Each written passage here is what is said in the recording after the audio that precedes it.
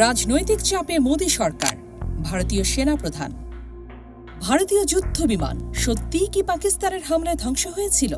আর সেই তথ্য চেপে রেখেছিল নয়াদিল্লি। যুদ্ধক্ষেত্রে ভুল কৌশল। সেনাপ্রধান নিজেই স্বীকার করলেন, হ্যাঁ, এক বা একাধিক যুদ্ধ বিমান ভেঙে পড়েছে। আর এতেই ফুঁসে উঠেছে বিরোধীরা। এই স্বীকারোক্তি যেন মোদী সরকারের গোপন রাজ খোলাসা করে দিয়েছে বিশ্বমঞ্চে। কাশ্মীরের পেহেলগাম 2025 সালের এপ্রিল অপারেশন সিন্দুর নামে পাকিস্তানের বিরুদ্ধে এক চূড়ান্ত সামরিক অভিযান শুরু করে ভারত। পাকিস্তান দাবি করে এই অভিযানে তারা গুলি করে নামিয়েছে ভারতীয় যুদ্ধ বিমান।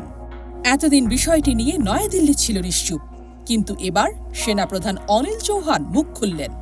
সরাসরি স্বীকার করলেন, আমাদের বিমান ধ্বংস হয়েছে এবং তা পাকিস্তানের আঘাতেই। সিঙ্গাপুরের শাংগ্রিলা ডায়ালগে ব্লুমবার্গ টিভির সাংবাদিক প্রশ্ন করেন, পাকিস্তান কি ভারতীয় যুদ্ধ বিমান ধ্বংস করেছে? চৌহান সরাসরি বলেননি হ্যাঁ, কিন্তু একটু পরেই তার জবাব ছিল স্পষ্ট, আমাদের বিমান ধ্বংস হওয়া নয়, কেন ধ্বংস হলো সেটাই গুরুত্বপূর্ণ।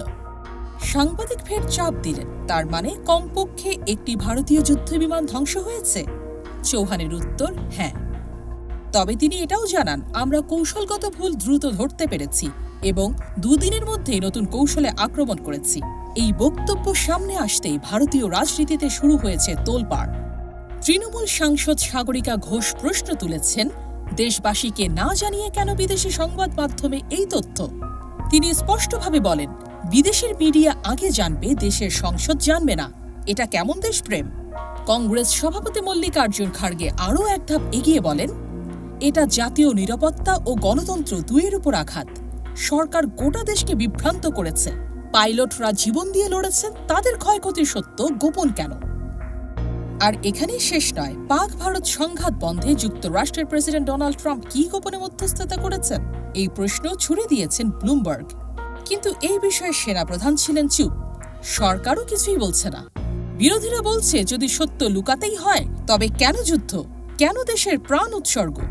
একটি যুদ্ধ বিমান কি শুধুই ধাতব এক যন্ত্র? না, সেটি একজন সৈনিকের প্রাণ, এক দেশের সম্মান আর জনগণের বিশ্বাস। যখন সত্য চাপা পড়ে যায় কূটনীতির ভারে, তখন প্রশ্ন জাগে, সত্যের মূল্য কে দিচ্ছে? পাইলট, সেনা, না দেশের সাধারণ মানুষ? আপনাদের মতামত কি? ভারত সরকার কি তথ্য গোপন করেছে?